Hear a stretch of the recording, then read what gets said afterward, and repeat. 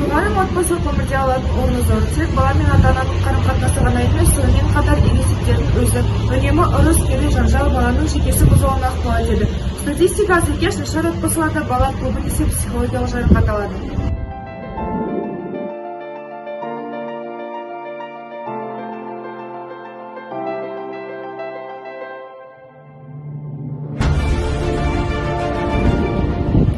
Кейбір жағдайларда ата-аналардың жауапсыздығы мен немқұрайлығы қадағалаусыз қалған кәмелетке толмаған балалардың қайғылы жағдайға түсуі мүмкін.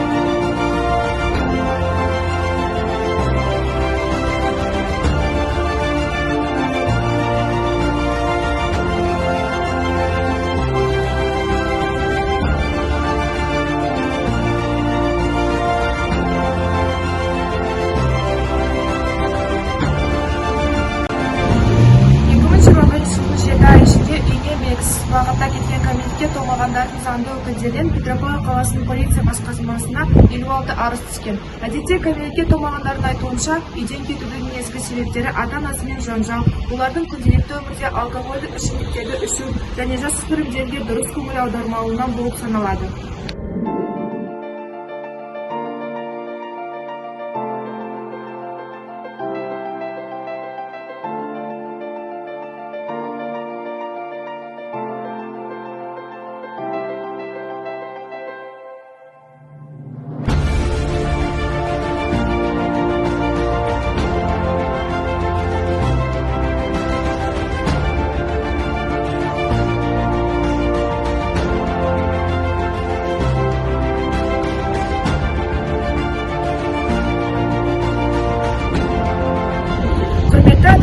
Петропавл қаласы полиция басқармасы жергілікті полиция қызметі бөлімінің 26 полиция бөлімі балалардың алдын алу және бақылау акциясы аясында балалармен профилактикалық әңгіме жүргізу қажеттілігін еске саламыз.